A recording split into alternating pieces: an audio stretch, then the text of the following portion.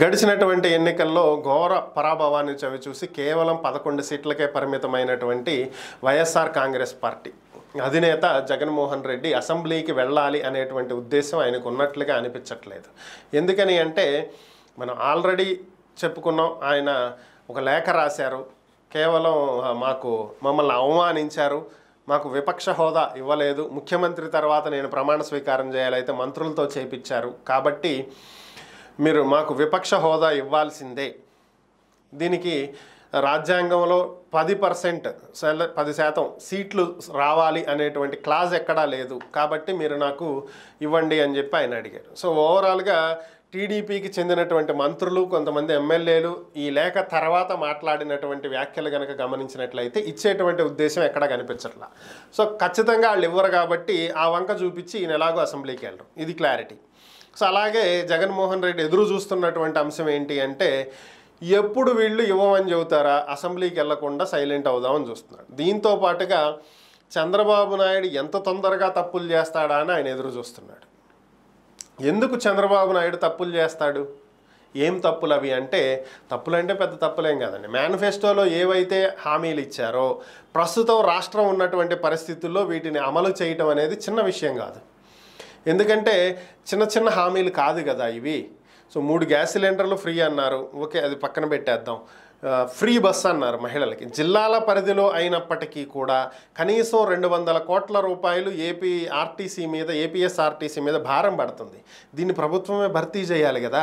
Already నష్టాల్లో నడుస్తున్నటువంటి ఏపీఎస్ఆర్టీసీకి అదనంగా 200 కోట్ల రూపాయలు వచ్చి నెత్తి మీద పడుతుంటే భారం, దీన్ని ఎంతవరకని ఆర్టీసీ మోస్తుంది, ఎంతవరకు అని చెప్పి నష్టాల్లో నుంచి బయటకు పడేటువంటి అవకాశాలు ఉంటాయి. ఆల్రెడీ ఇప్పటికే షేర్ ఆటోలు అవి వచ్చి ఆర్టీసీ బస్సులు ఎక్కేవాళ్ళు తగ్గారు. లాంగ్ జర్నీలు తప్పితే చిన్న చిన్న జర్నీలకి సిటీ బస్సులు కూడా ఎక్కడం మానేశారు. తొందరగా ఆటోలు వెళ్ళిపోతాం కదా అని వెళ్ళిపోతున్నటువంటి పరిస్థితి. మరి ఇలాంటి పరిస్థితుల్లో ఫ్రీ బస్ అని పెట్టి మొత్తం అందరినీ బస్సు అయితే ఎక్కించగలుగుతారు, ఆటోలు అయితే ఎక్కేవాళ్ళు తగ్గుతారు, మహిళలు తగ్గుతారు, మిగతా వాళ్ళు జెంట్స్ వీళ్ళంతా ఎక్కొచ్చేమో. కానీ సో ఓవరాల్గా ఆక్యుపెన్సీ పెంచినా కూడా ఇన్కమ్ రావాలి కదా, ఇన్కమ్ లేదు కదా. సో ఇది పెద్ద సవాలే. 4,000 రూపాయల పెన్షన్ 65 లక్షల మందికి ఇవ్వాలి మొదటి నుంచే. అమ్మఒడి లేకపోతే తల్లికి వందనం అనుకో 15,000, ఇద్దరు పిల్లలుంటే 30,000, ముగ్గురుంటే 45,000, ఎంతమందికి ఇవ్వాల్సి వస్తుంది? ప్రభుత్వ పాఠశాలలకు మాత్రమే ఇస్తారా, ప్రైవేటు పాఠశాలలకు కూడా ఇస్తారా? గత ప్రభుత్వం ప్రైవేటు పాఠశాలలకు కూడా ఇచ్చింది. సో ఇప్పుడు ఈ ప్రభుత్వం కూడా ప్రైవేటు పాఠశాలలకు కూడా ఇస్తే అది ఒకలా ఉంటుంది, ఖర్చు భారీలా పెరుగుతుంది. ఒకవేళ ఇవ్వలేదనుకోండి, అది ఇంకోలా వెళ్తుంది. గత ప్రభుత్వం బాగా చేసింది, ఈ ప్రభుత్వం సరిగా చెయ్యట్లేదు, మాకు ఇవ్వట్లేదు అని చెప్పి ప్రైవేట్ స్కూళ్ళల్లో చదివించేటువంటి తల్లిదండ్రులు నెగిటివ్ అవుతారు గవర్నమెంట్కి. ఇలా ఎన్నో రకాలైనటువంటి లెక్కలు ఉంటాయి. మరి ఇవన్నీ ఆలోచించుకునే ఈ హామీలు ఇచ్చారా? ఇవి ఎంతవరకు అమలు సాధ్యం? వీటన్నింటికి డబ్బు ఎక్కడి నుంచి తీసుకొస్తారు? వీటితో పాటు అభివృద్ధి చెయ్యాలి. అటు పోలవరం నిర్మించాలి, రియంబర్స్మెంట్ కదా డబ్బులు, ముందు కేంద్రం ఇవ్వదు. ఆల్రెడీ కట్టిన వాటికే ఇప్పటికి దిక్కు లేదు.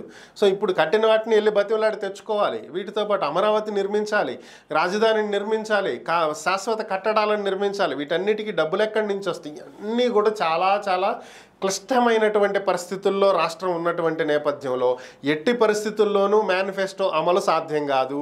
ఎప్పుడైతే ఇవి సాధ్యం కాదో అందుకోసమే వీళ్ళకి ఒక 6 నెలల్లో సంవత్సరమో టైం ఇచ్చి ఇవి అమలు సాధ్యం కాదన్నప్పుడు అదుగో వాళ్ళు మేనిఫెస్టోలో చెప్పి చేయలేదు, మేము 98% చేశాము అని చెప్పి ప్రజల మధ్యకు వచ్చి అప్పుడు టీడీపీని ఏదైనా సరే ప్రజల మధ్య నుంచోబెట్టడానికి అవుతుంది, విమర్శించడానికి అవుతుంది.